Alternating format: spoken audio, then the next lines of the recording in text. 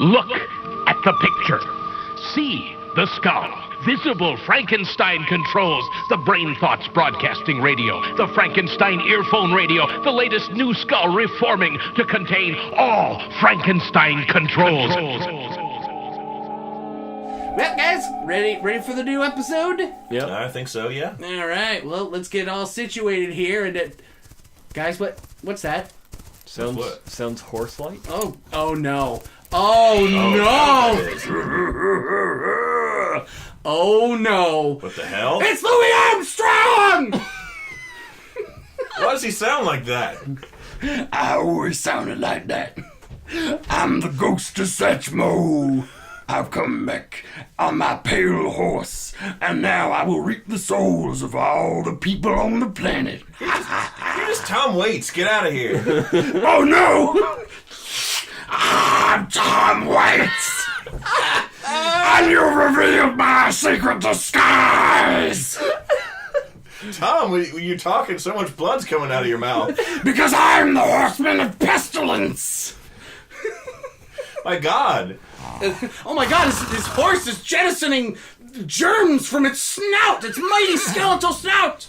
Wow! That's just what all horses do. That's also true. Don't make fun of my horse!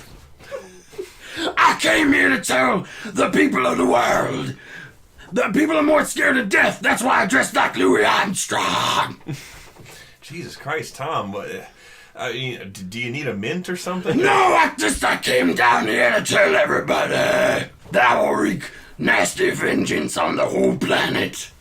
Unless Frankenstein Control keeps making episodes. Is this in retaliation for Small Change getting rained on with his own 38? It is absolutely that and more! My God, he's just drenched in blood. Now, keep making those episodes, and people better keep liking these videos, and like, comment, and subscribe. Or else you're gonna go to their house like Momo or some shit? No, I will just drag them all underground. To, see a cool hipster basement show where you're playing in, like, Brooklyn or something? You're darn right. Cool. I'm touring in Brooklyn. And I'm also gonna be the Cave of Wonders in the new Aladdin movie. My God, if Tom Waits was the Cave of Wonders in the new Aladdin movie, that'd be fucking rad. I always wanted to meet Will Smith. I mean, Tom, you got enough pull that you probably would just meet you if you called him. I did once. He did not like the names I called him. Anyway, I'm gonna leave now. Y'all keep doing what you're doing. I like it when stupid white kids make dumbass jokes about celebrities. So goodbye! Bye, Tom. Ada, do we still have that mop? There is an awful lot of throat blood on the ground here. Goodbye, Tom! I'm leaving. Yeah, I know. Bye! I'm going. Yeah, okay! I'm going to see you. Tom! Leave! Jesus Christ, I could see his hyoid bone through the holes in his neck. He is quite skeletal close up. I didn't notice that. Well, that was a very strange thing that happened to us, everybody. I hope everyone's okay, and I hope you all took Tom Waits' words to heart. Tom Waits has the exact attire and proportions of a Bloodborne character.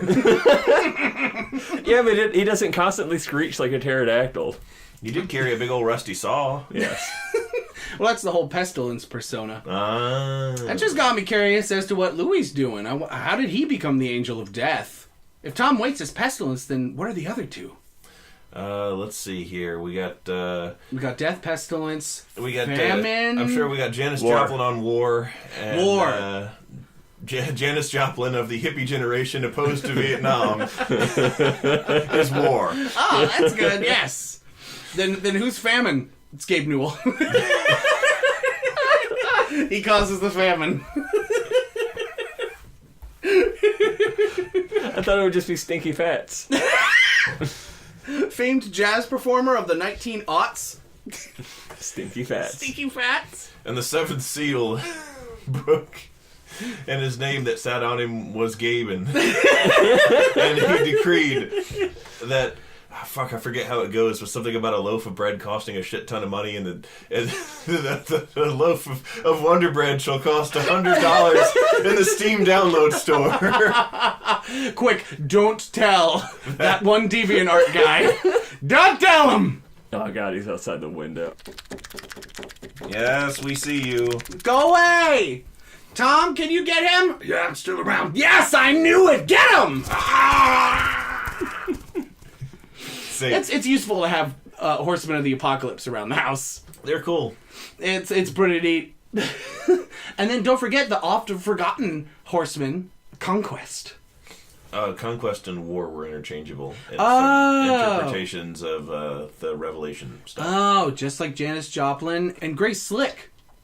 Yep. Everyone gets those two confused all the time. I have a dumb thing to admit. I don't know if I've talked about this on the show or not. My mind works in mysterious ways.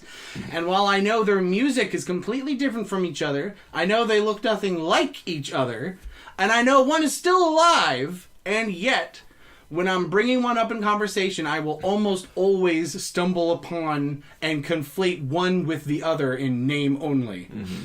David Bowie and Billy Joel.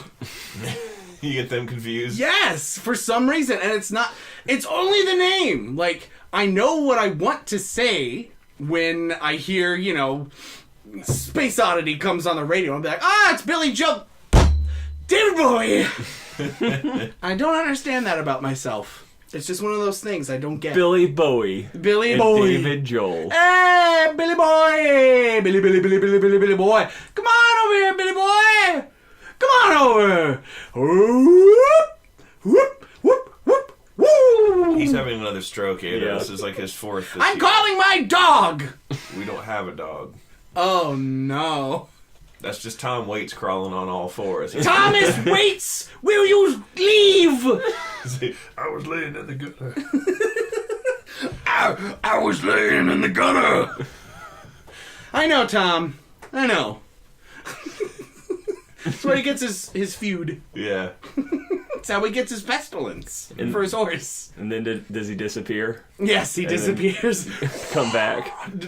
Tim and Eric style. Just fades away. Just like Bertram. Can we talk about Bertram? Okay, sure, yes.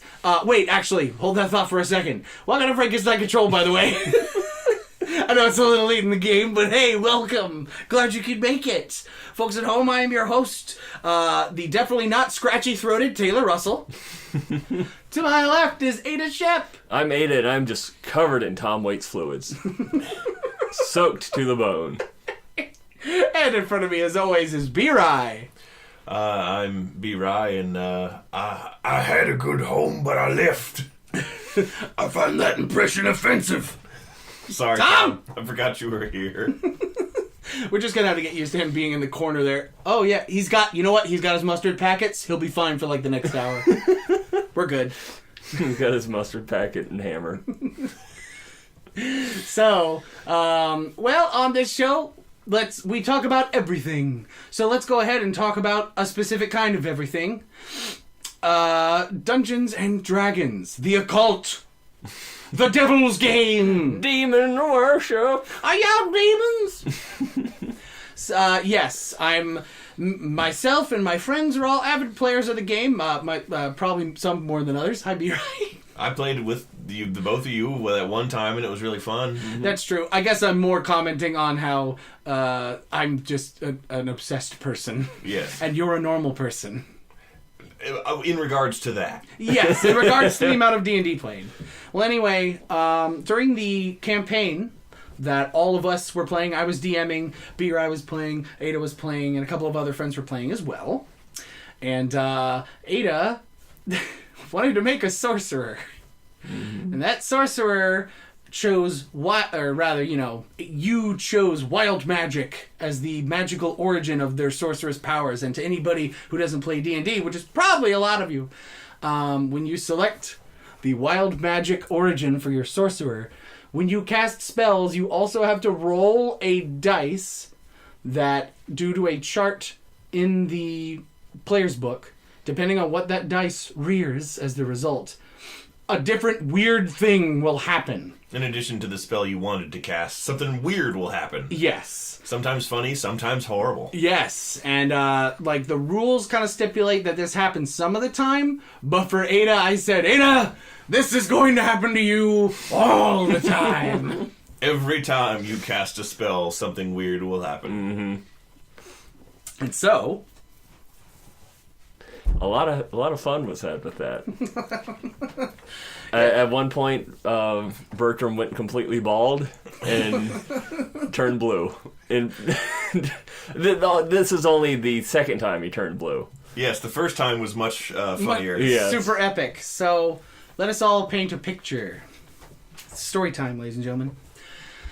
So, during this campaign... the group's task was to eliminate the leaders of 3 gangs that were terrorizing the area, and they had just gotten into the underbelly of the mansion of one of the gang leaders. His name was Ralph, because I'm incredibly creative. And they found out through their exploits that Ralph was keen to wearing utilikilts, fedoras. He had a big sword collection, and he was a huge fan of Eastern scrolls and plays. He was also a gigantic misogynist, and he had poor hygiene. And if you haven't guessed by now, I made him a giant, super powerful neckbeard.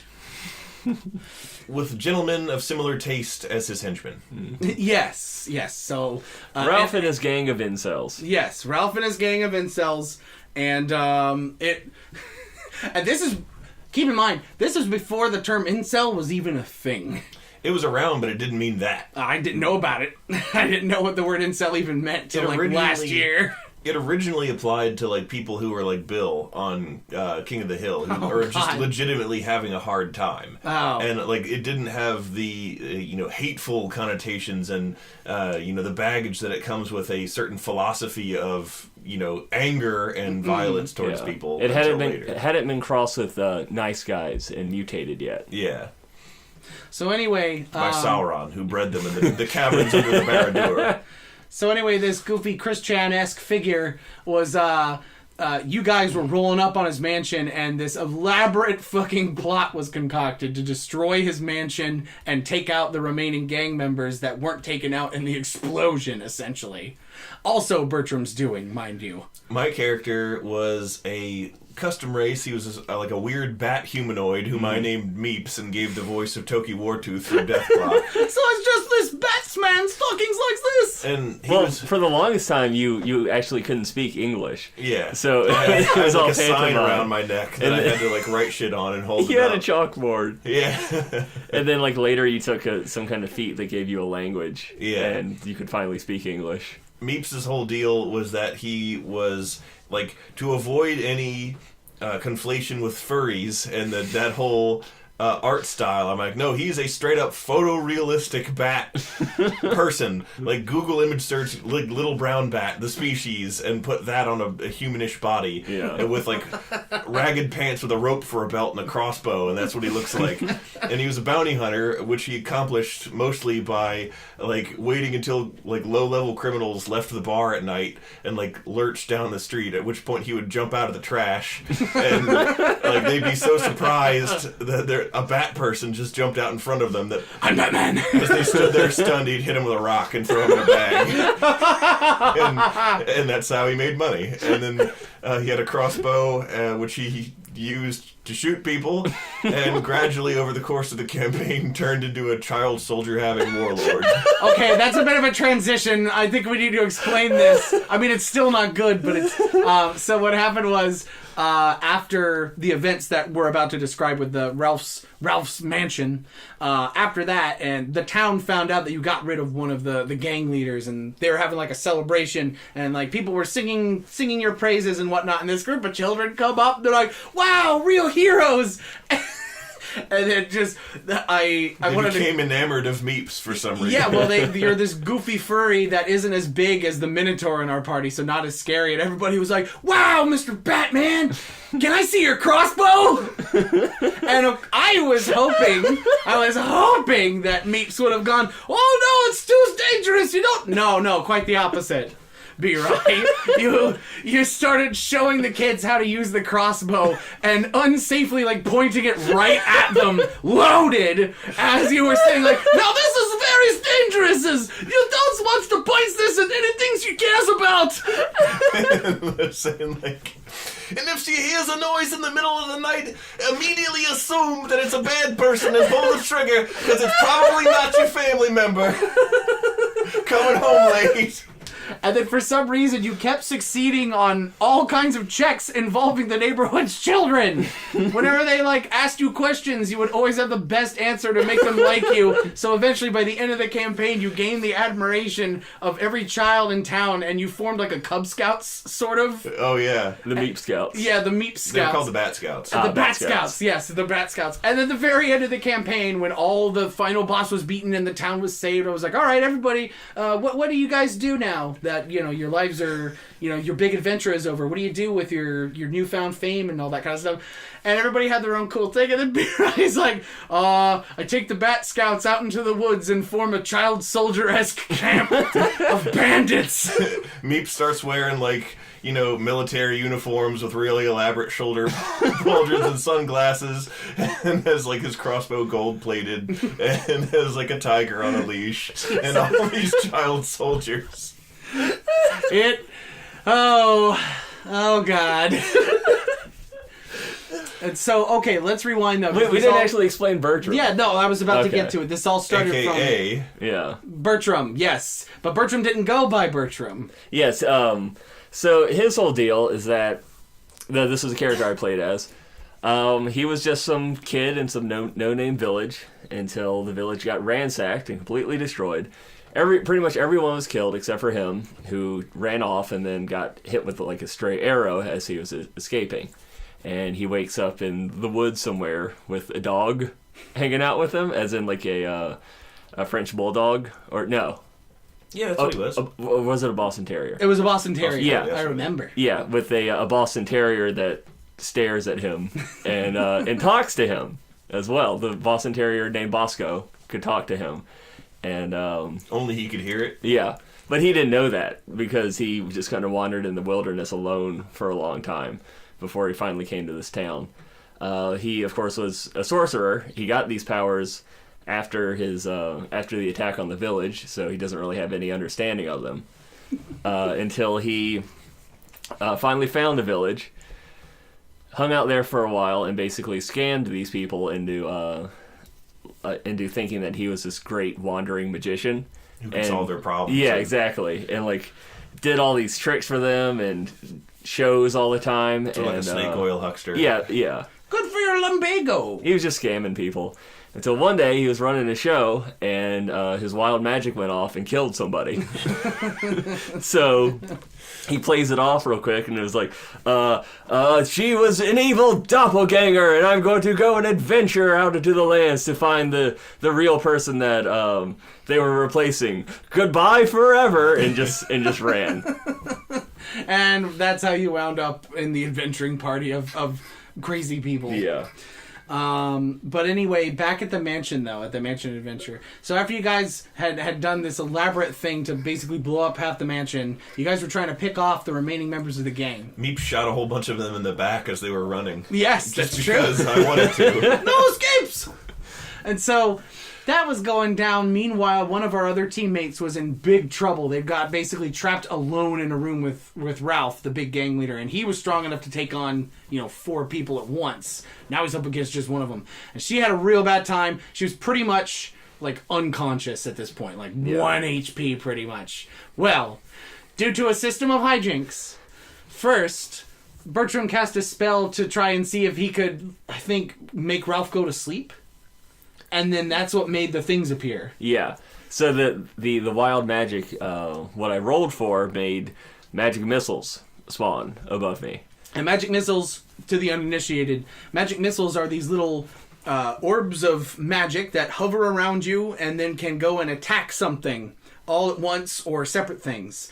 And they can take whatever form the caster wishes. But in this case, I was like, I chose the form instead because, you know... Because it was random. Yeah, it was random. It wasn't your choice. And I swear to God, this was not intentional. I was like, they take the form of floating chili dogs.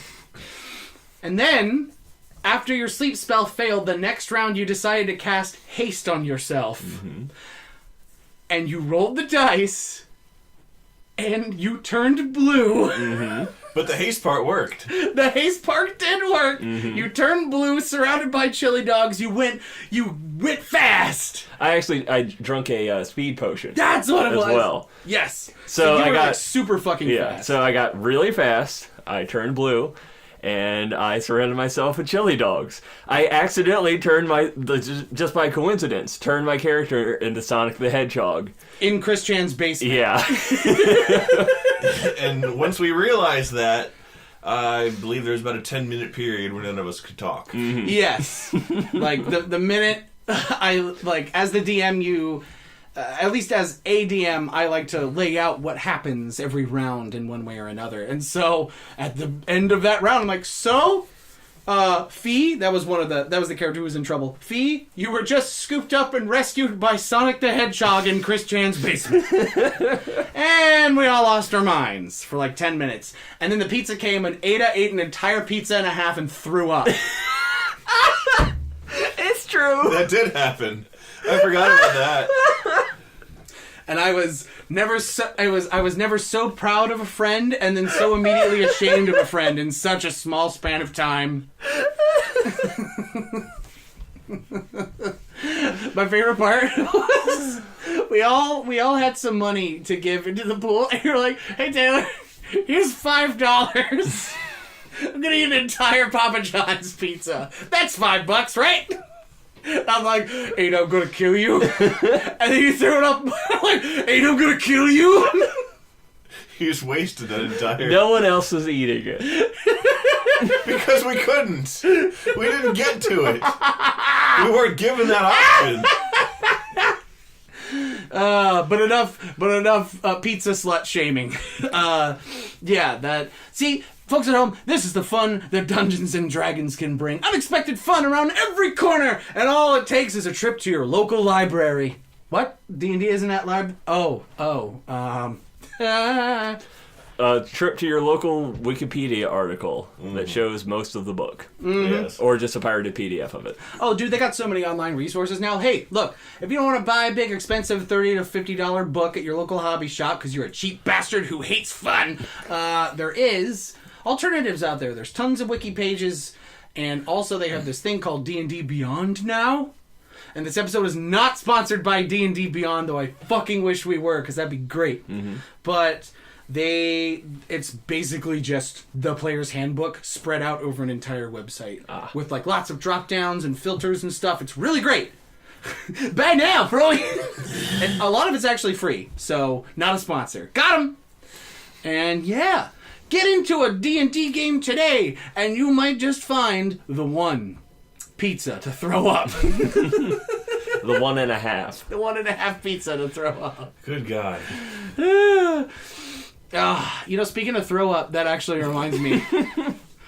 This isn't a vomit story. It just, thinking about it makes me want to vomit. Don't worry, this isn't anything, this isn't a bummer. This is just a weird thing that I've noticed.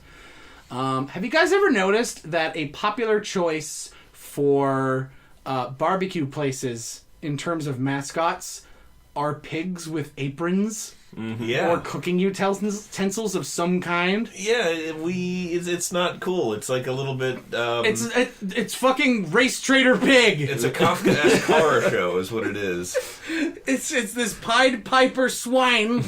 I'll feed my kin to you. Hey, y'all, step up! I pulled Grandma! Serve her up with some cold slizzle!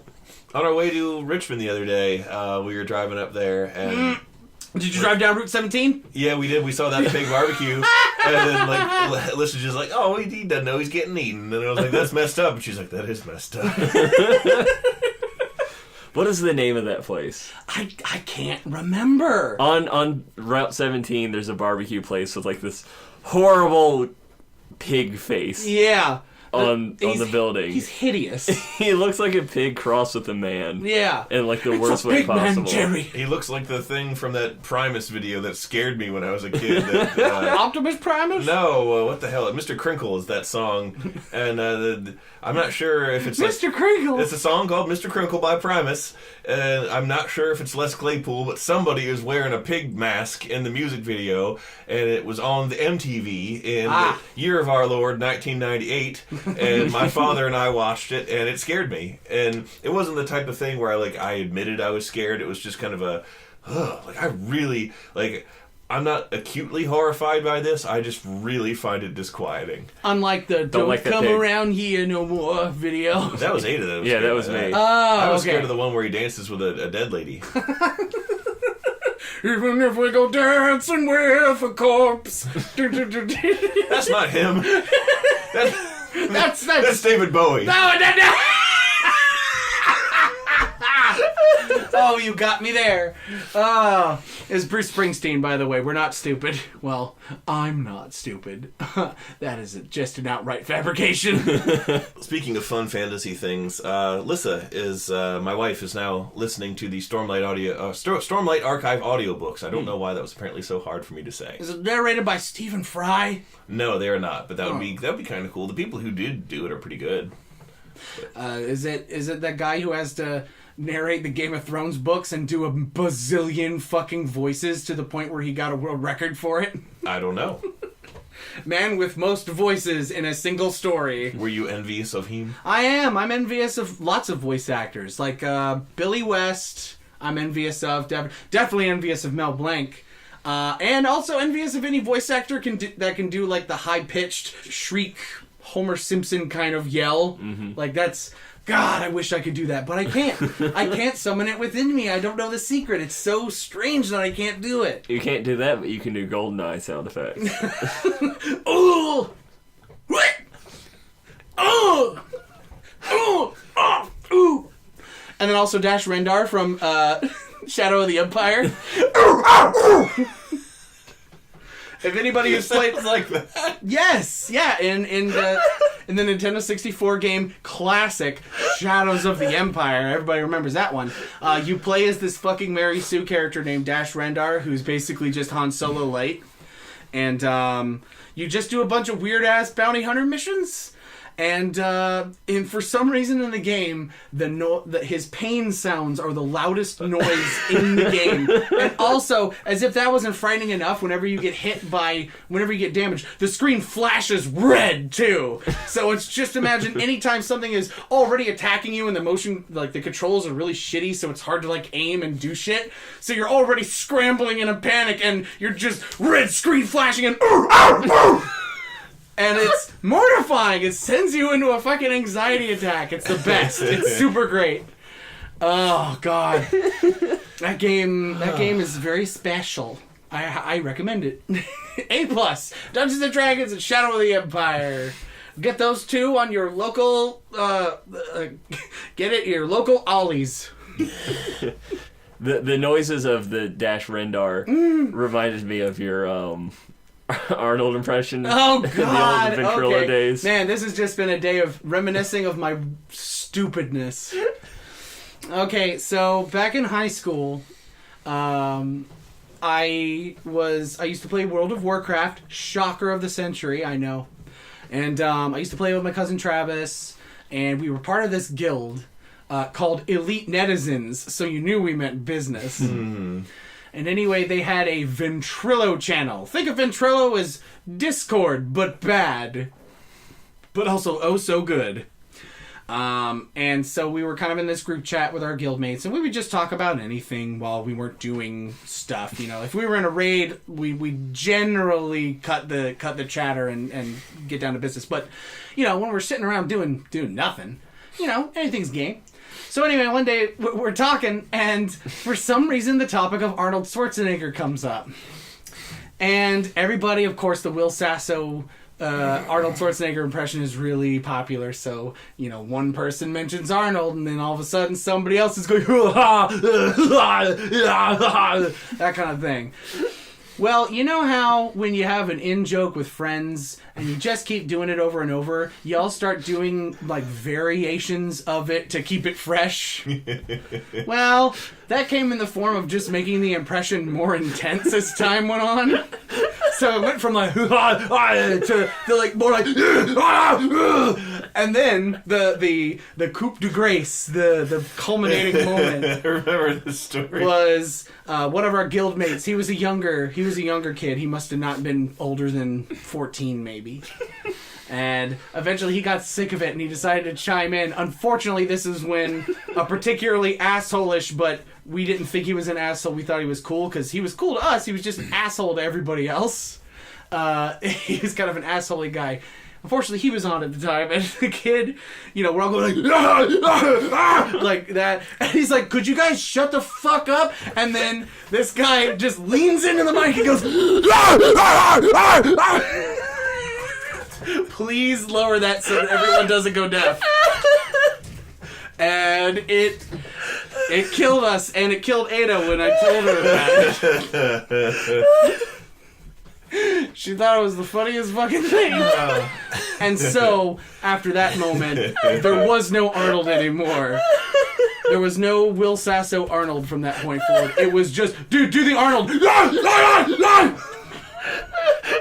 And then we started doing it when, like, we would rush into battle.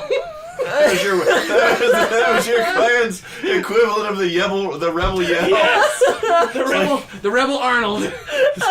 The Arnold yell. Historians have this ancient fucking, what do you call those old wax records you put on the Victrola? Oh. It's like, one of them fucking things. Have an old Victrola record. Of the rebel yell, and it's just like the grainy...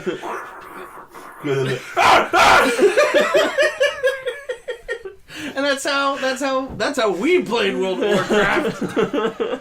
I guess that's why for a really long time when people would always make fun of World of Warcraft for being like a game for antisocial neckbeards, we would always be like, no, it's not. It's for antisocial idiots. Like us. Want to laugh at dumb shit. And that's my special story of my high school days and why I don't have a girlfriend. Chapter 500. I hope you all enjoyed my memory theater today. I'm glad you two could be with me while I regale tales of just the worst dumb shit. It's no problem, Taylor. Meep, stop pointing that crossbow at me. Point it at Tom Waits instead. Don't point that at me, boy! I'm Tom Waits! Now